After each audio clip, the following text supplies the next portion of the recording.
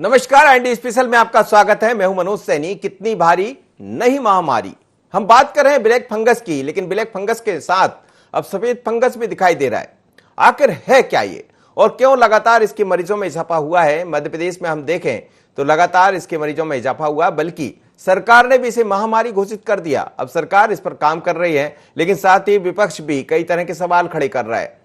15 दिन से हम देख रहे हैं कि इसका इलाज हुआ है, लेकिन बीते कुछ दिनों में देखें तो 140 से अधिक मरीज इसमें भर्ती हुए हैं। 7 लोगों की मौत हुई है। इंदौर की बात करें तो 250 मरीज यहां देखने में मिले हैं और 20 मरीजों की वहां पर मौत हुई। सवाल यही है कि आखिर कैसे रुकेगा ब्लैक फंगस, क्योंकि चर्चा यही आ रही हर जगह से कि धीरे धीरे कर ब्लैक फंगस के साथ आज जबलपुर में एक नया दिखाई दिया है, वो है व्हाइट फंगस यानी सफेद फंगस। सवाल यह है कि कैसे ये महामारी रुकेगी, और अब सरकार खुद इसके लक्षणों को लेकर इसमें जो तमाम तरह की चीजें सामने आ रही है काफी गंभीर है। कहा जा रहा है कि चेहरे पर सूजन या सिर दर्द होना, नाक बंद होना, उल्टी, चेस्ट पर पेन, ये सब इसके सिम्टम्स है। पर सवाल यही है कि अभी हम एक महामारी से लड़ रहे हैं, कोरोना से, उसके बीच में जो नई महामारी अब दिखाई दे रही है, ये कितना बड़ा चैलेंज है। और सरकार ने इस चैलेंज को समझ भी लिया है, इसीलिए महामारी घोषित किया है। क्या कहना है मुख्यमंत्री शिवराज सिंह चौहान साहब का, और उसके बाद विपक्ष ने क्या कहा, सुन लेते हैं।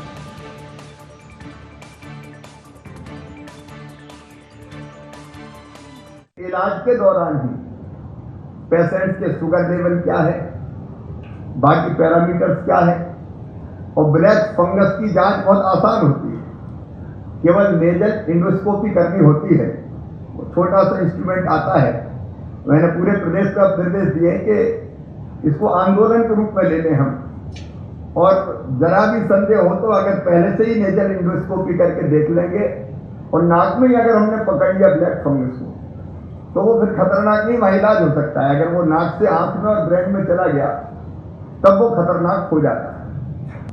और जो प्राइवेट डॉक्टर्स हैं उनको भी हमें करना है, विशेषकर ईएनटी विशेषज्ञ हैं, और उनके सहयोग से भी हम ब्लैक फंगस की इंडोस्कोपी करके, नेजल इंडोस्कोपी करके समय पे पहचान के इलाज करने का, उसका भी हम प्रयास करेंगे। क्या ब्लैक फंगस का इंजेक्शन है? आज ब्लैक फंगस का इंजेक्शन नहीं है। पता नहीं व्हाइट फंगस क्या होता है। उज्जैन में 4 लोग मर गए। और ये फंगस, ये बता भी नहीं सकते ये फंगस हो क्यों रहा है। किसी और देश में जहाँ कोविड हुआ ब्लैक फंगस नहीं आया, आपने कहीं पढ़ा?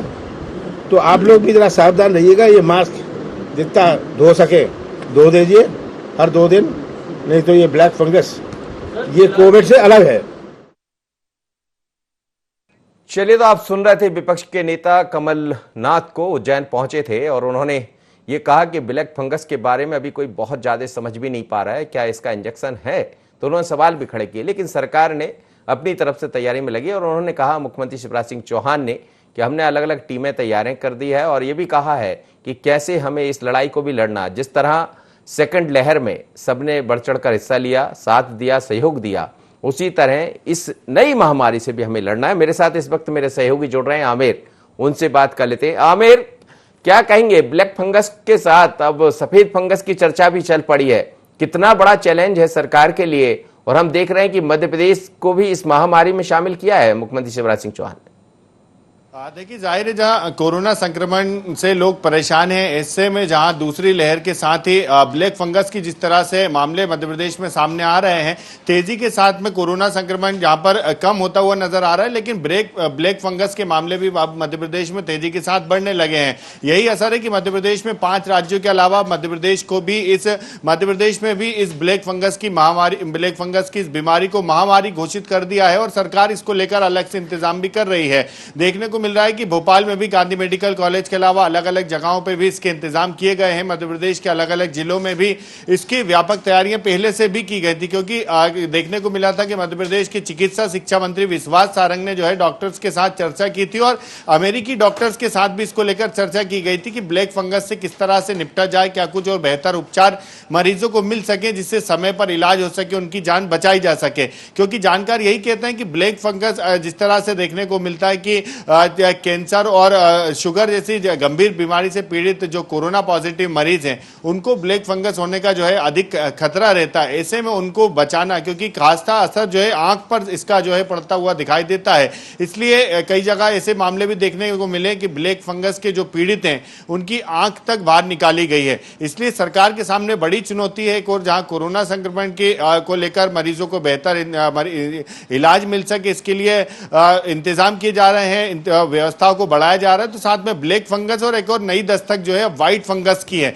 इसके लिए सरकार जो है जानकारों से लगातार सलाह ले रही है, चर्चा की जा रही है कि किस तरह से व्यवस्थाओं को बढ़ाया जाए, वो मरीजों को समय पर उपचार मिल सके। जी नहीं, लेकिन आप व्हाइट फंगस जिसका जिक्र कर रहे हैं, हमने आज देखा कि जबलपुर से एक खबर भी आई है हमारे पास जिसमें व्हाइट फंगस का एक मरीज सामने आया।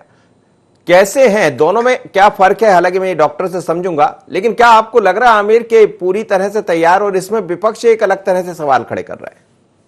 देखिए ब्लैक फंगस ये यही माना जा रहा है, अभी जानकार जिस तरह से बता रहे हैं, क्योंकि मध्य प्रदेश में अभी पहला मामला जबलपुर में सामने आया है कि व्हाइट फंगस का मरीज अब जबलपुर में देखा गया है। यानी ये कहा जा सकता है कि मध्य प्रदेश में भी व्हाइट फंगस की दस्तक दे दी है। इससे पहले देखने को मिल रहा था कि पटना में एक मामला, पटना में व्हाइट फंगस के मामले देखने को मिले थे, लेकिन मध्य प्रदेश में भी जबलपुर में ये मामला सामने आया है, तो जरूर चिंता बढ़ती है। और जानकार यही कहते हैं कि ब्लैक फंगस से भी ज्यादा अग्रेसिव ये जो है व्हाइट फंगस होता है, ये काफी नुकसानदेह होता है। लेकिन इसको लेकर भी अब सरकार लगातार जानकारों से भी चर्चा कर रही है और कोशिश यही की जा रही है कि समय पर इसका उपचार हो सके।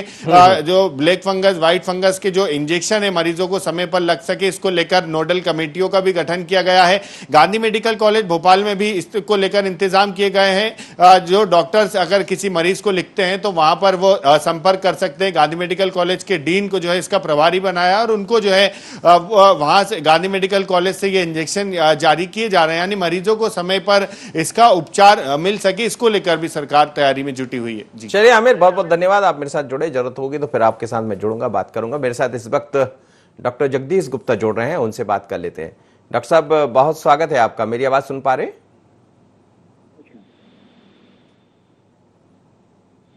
डॉक्टर जगदीश गुप्ता से हम बात करेंगे, जो फिजिशियन है और लगातार इस विषय पर बात भी करते रहे हैं।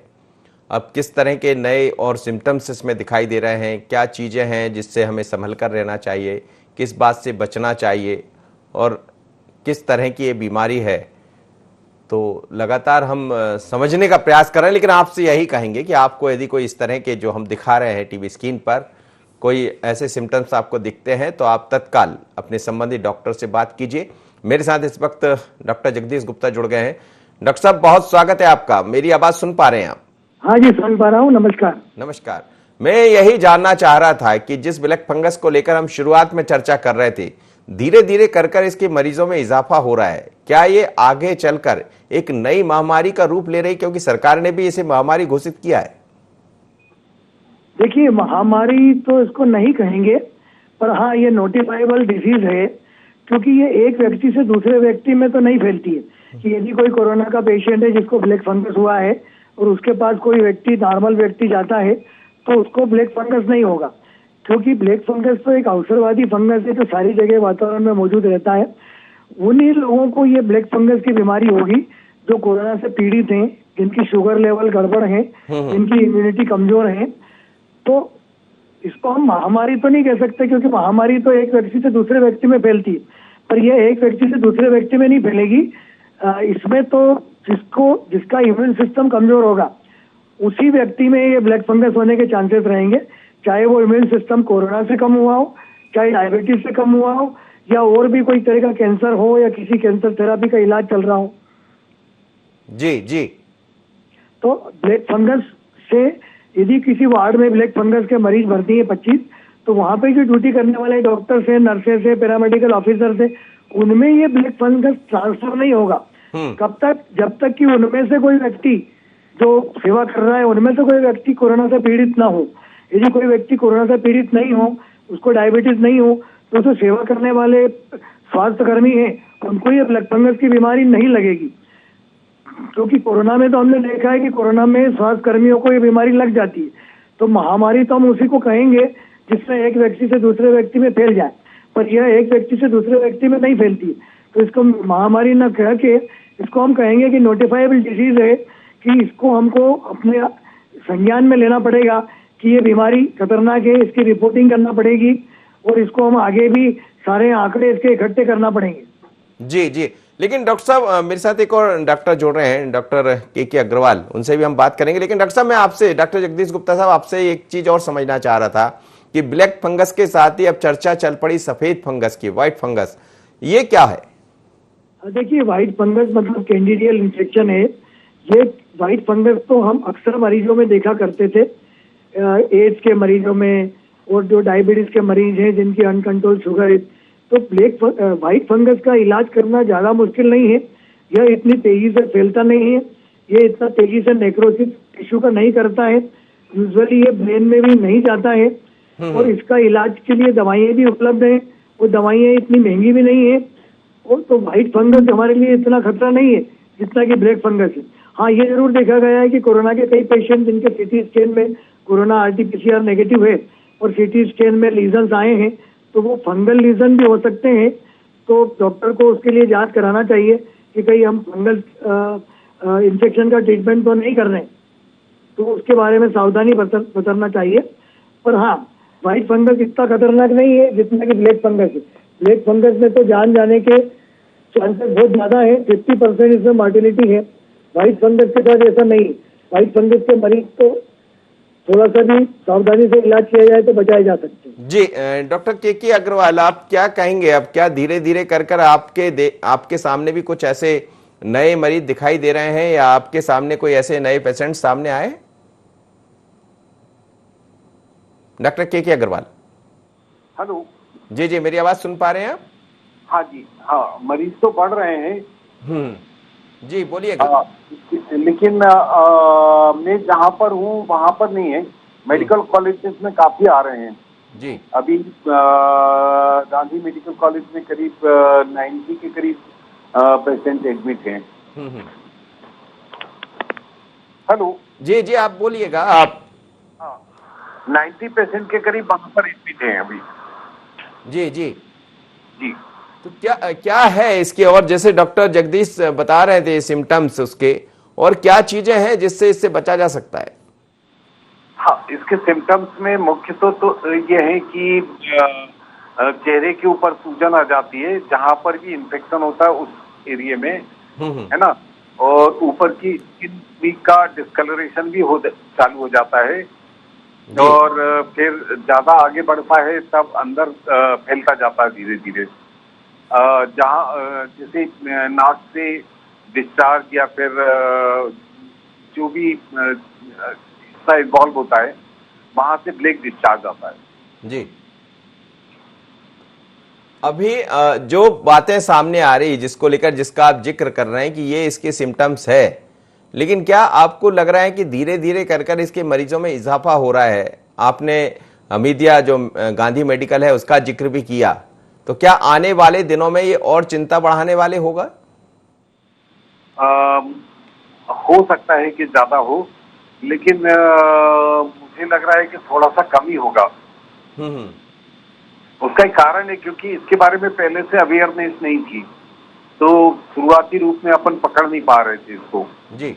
अब थोड़ी सी अवेयरनेस आई है पब्लिक में और सभी को, तो मेरे हिसाब से अब जल्दी पकड़ लेंगे तो ज्यादा प्रॉब्लम नहीं रहेगी। जी, डॉक्टर जगदीश गुप्ता, जैसा आप कह रहे थे कि ये यदि व्हाइट फंगस और ब्लैक फंगस की हम बात करें तो ब्लैक फंगस ज्यादा घातक है बनस्पत व्हाइट के, लेकिन क्या आपको लग रहा है कि जो मरीजों में इजाफा हो रहा है, लगातार खबरें तो अब इस तरह की आने लगी है कि इंदौर, भोपाल, ग्वालियर, जबलपुर, हर जगह से मरीज देखे जा रहे हैं, बल्कि उज्जैन में भी करीब 40 से 58 मरीज वहां पर सामने आए ब्लैक फंगस के, तो आने वाले दिनों में बड़ा चैलेंज है सरकार के सामने?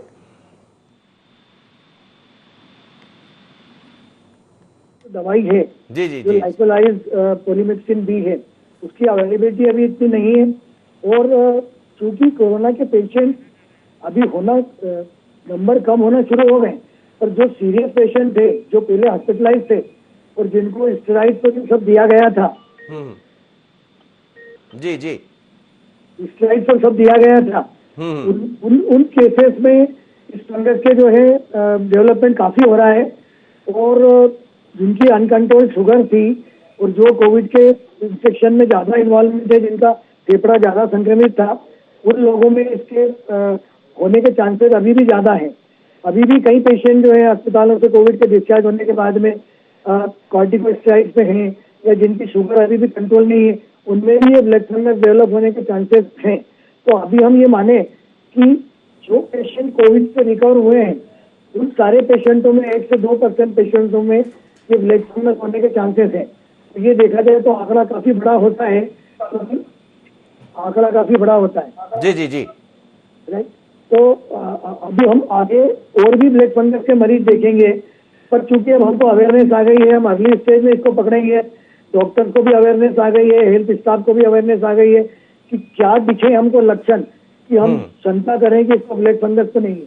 मुंह के अंदर यदि ओरल कैविटी की हम रोज जांच करें, कोरोना के भर्ती मरीजों का मुंह के अंदर देखें कि दांतों पर कहीं कोई ब्लैक डिपॉजिट तो नहीं है, उसकी जो मुंह के अंदर जो पेलेट है, ऊपरी सतह है, उस पर कोई ब्लैक डिपॉजिट तो नहीं है, नाक से काला डिस्चार्ज तो नहीं आ रहा। यदि ये इनिशियल सिम्टम आ रहे हैं, इसका मतलब है कि व्यक्ति ब्लैक फंगस से प्रभावित है, तो उसका तुरंत इलाज करेंगे। यदि तुरंत इलाज शुरू हो जाएगा तो ब्लैक फंगस जानलेवा नहीं रहता है और इसमें हमको बहुत ज्यादा सर्जरी करने की भी जरूरत नहीं होती है। परंतु यदि मरीज लेट स्टेज में आता है, उसको यदि ब्लैक फंगस नाक से लेकर साइनस और साइनस से लेकर आंख के पीछे चली गई, तो फिर मरीज का इलाज करने में काफी मुश्किलें आती है, जान बचाना बहुत मुश्किल होता है और इलाज के साथ साथ कई सर्जरियों की भी जरूरत पड़ती है, बार बार सर्जरी भी करना पड़ती है। जी जी। तो हमें लगता है कि ब्लैक फंगस के और भी मरीज अभी आने वाले हैं। और अब चूंकि अवेयरनेस आ गई है डॉक्टर्स में भी जी और पैरामेडिकल स्टाफ में भी, तो और मरीजों में भी अब अवेयरनेस आने लगी है न्यूज के माध्यम से, मीडिया के माध्यम से। तो लोग अपनी शुगर के प्रति बहुत सचेत हो गए हैं। शुगर वो अच्छी कंट्रोल करेंगे और यदि सचेत रहेंगे तो ये ब्लैक फंगस डेवलप नहीं होगा। जी। के अग्रवाल साहब, ये जो जैसा डॉक्टर साहब भी बता रहे हैं, डॉक्टर जगदीश गुप्ता, सवाल ये भी है कि क्या ये माना जाए कि लोग लगातार ये कह रहे हैं कि कहीं ना कहीं कोविड के कारण इसका असर ज्यादा दिखाई दे रहा है, तो इसकी वजह कोविड ही है या पहले भी इस तरह के मरीज देखने में आते रहते थे? ये पहले तो बहुत कम पेशेंट आते थे, कोविड की वजह से ज्यादा आ रहे हैं। उसका एक कारण है ना कि कोविड की वजह से इम्यूनिटी लोगों की कम हुई, साथ में इम्यूनिटी डायबिटीज या फिर कोमॉर्बिडिटी की वजह से उनका जो रेजिस्टेंस है बॉडी का वो कम हुआ, जो उनकी रोगाणु के प्रति रोधक क्षमता है वो कम हुई। तो वो कम होने की वजह से और साथ में हमको ऑक्सीजन देना पड़ी, तो ऑक्सीजन देने की वजह से ये दोनों मिलकर के नंबर काफी बढ़ गया। जी जी। डॉक्टर पहले इतने अधिक पेशेंट नहीं आते थे, जो बड़े हुए पेशेंट आ रहे हैं उसका मेन कारण यही है। जी जी।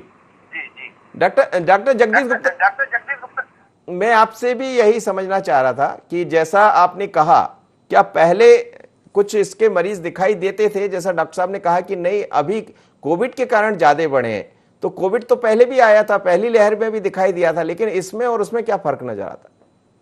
देखिए, अभी दो फर्क है। कोविड की पहली लहर में ब्लैक फंगस के मरीज बिल्कुल नहीं दिखे थे। सितंबर अक्टूबर में कुछ केसेस जरूर एम्स में रिपोर्ट हुए थे, पर ज्यादा मरीज नहीं थे। ये जो दूसरी लहर में जो वायरस है, ये वेरिएंट वायरस है, तो ये वायरस जो है अपने इम्यून सिस्टम पे भी अटैक कर रहा है और लोगों को जिनकी शुगर है उनकी शुगर भी, मान लीजिए कोविड किसी को हुआ, उसके एक दिन पहले उसकी शुगर मान लो 200 थी, कोविड होने के बाद में शुगर सीधी 500-600 चली जाती। तो ऐसा लगता है कि ये जो वेरिएंट वायरस है, ये जो शुगर जहां से होती है, बीटा सेल्स होते हैं पेंक्रियाज के, उस पर भी अटैक करता है और शुगर का लेवल भी बढ़ा देता है। तो इस जो सेकंड वेव में जो वेरिएंट वायरस है, इसका अटैक जो है थोड़ा सा शुगर पे हो रहा है और बॉडी की जो इम्यूनिटी है उसको उसने और गिरा दिया है। और उसके साथ में जो है दवाइयां हम दे रहे हैं। पहली लहर में हमको कोविड का इलाज ही मालूम नहीं था। पहली लहर में कोविड के इलाज में स्टेरॉइड का ज्यादा यूज नहीं हुआ है, क्योंकि डॉक्टर्स को मालूम ही नहीं था। सितंबर, मई, जून, जुलाई में हमको ये मालूम ही नहीं था कि इसमें क्या दवाई काम करेगी। अब हमको दवाई मालूम है कि हमको इसमें क्या दवाई देना है, पर वो दवाइयाँ सारी थोड़ी सी इम्यूनिटी कम करती हैं। स्टेरॉइड भी इम्यूनिटी कम करते हैं, और जो एंटी इन्फ्लेमेटरी ड्रग्स हैं, टोसिलिजिमेब वगैरह, ये भी इम्यूनिटी को कम करते हैं। तो चूंकि इसका यूज भी ज्यादा हुआ है, और ये वायरस भी थोड़ा वेरिएंट है जो कि बीटा सेल पे अटैक कर रहा है, इम्यूनिटी कम कर रहा है, तो ये सारी चीजों ने मिलके बॉडी की इम्यूनिटी इतनी कम कर दी है कि ब्लैक फंगस जो अवसरवादी फंगस है, इसको मौका मिल गया बढ़ने का, और ये बेल की तरह बड़ा ही चला जा रहा है, बड़ा ही चला जा रहा है। जी, तो हमें ऐसा लगता है कि आगे भी हमको ये पेशेंट और देखने को मिलेंगे। जी डॉक्टर के अच्छा, अग्रवाल इसमें जो है जी। ऑक्सीजन, एक मिनट और, हाँ, इसमें जो ऑक्सीजन ट्यूबिंग है, तो मैंने पिछली बार भी अपने लेक्चर में ये बताया था कि जो ऑक्सीजन का प्रयोग हम कर रहे हैं, तो ऑक्सीजन के ह्यूमिडिफायर, ऑक्सीजन के नली, तो ह्यूमिडिफायर का पानी रोज बदलना चाहिए, स्टेराइल वाटर होना चाहिए, ताकि फंगस को एंट्री नहीं मिले।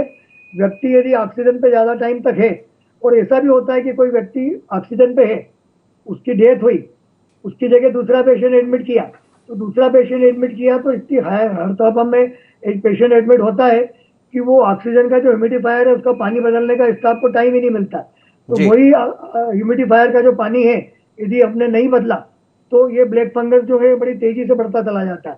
पिछली बार मैंने अपनी चर्चा में कहा था कि मिथिलीन ब्लू एक ऐसी ड्रग है जिसको कि हम यदि यूज करें, ह्यूमिडिफायर में डाल दें, और मिथिलीन ब्लू का हम यदि नेबुलाइजेशन देवे पेशेंट को, तो ये ब्लैक फंगस डेवलप होने के चांसेस कम हो जाते हैं।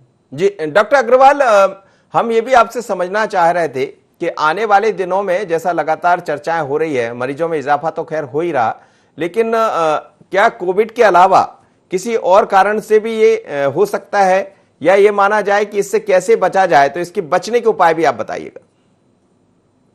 इसके लिए हमको देखिए, कोविड के कारण तो रेजिस्टेंस कम हो रहा है, तो जो भी मेन कारण तो यही है। तो कोविड के बगैर जो अनकॉन्शियस या और दूसरे पेशेंट्स रहते हैं, उनमें पहले प्राय देखने को लिए मिलता था, क्योंकि जिनको की इम्यूनोसप्रेसिव या जिनकी इम्यूनिटी या प्रतिरोधक क्षमता कम रहती थी, तो उनमें मिलता था। जी, अब ये है कि कोविड की वजह से प्रतिरोधक क्षमता और कम हो गई, तो इसलिए ज्यादा बढ़ने लगे। अब इसके बचाव के लिए केवल प्रिवेंशन ज्यादा कारगर है।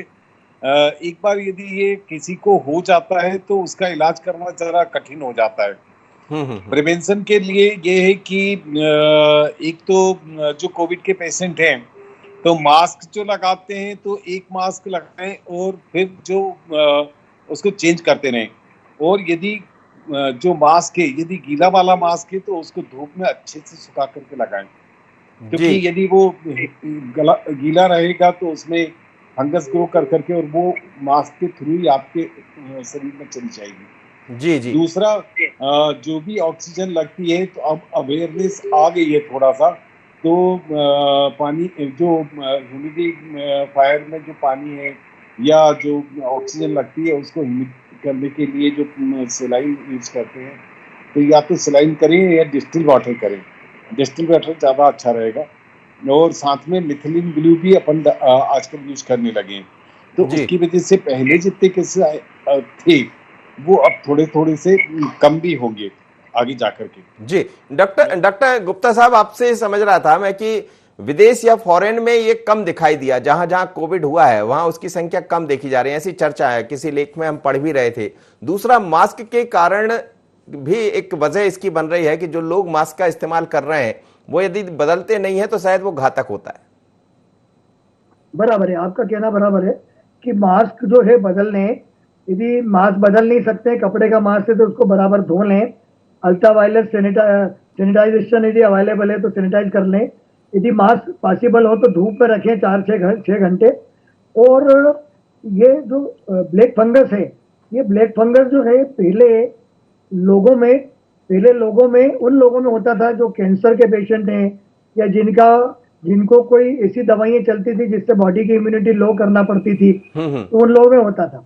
दूसरा यह है कि विदेशों में इसके केसेस कम देखने को मिले, और हमारे यहाँ देखने को क्यों मिले कि हमारे यहाँ क्या था कि अब इसकी अवेयरनेस आई है कि कोई पेशेंट यदि भर्ती है कोविड का, तो उसकी ओरल कैविटी, मुंह को रोज चेक करना चाहिए डॉक्टर को। अब ये सब प्रोटोकॉल आ गए सब जगह कि मुंह में कहीं दांतों में काला काला धब्बा तो नहीं आ रहा है, मुंह की पैलेट पे काला निशान तो नहीं आ रहा है, तो ये जो सारा, चूंकि अवेयरनेस नहीं थी तो पेशेंट का मुंह खोल के देखा ही नहीं जाता था, क्योंकि पेशेंट ऑलरेडी बाईपेप मशीन पे है या वेंटिलेटर पे है, तो उसकी मुंह की क्लीनिंग कर दी गई और उसको मुंह को अंदर से खोल के चेक नहीं किया जाता था।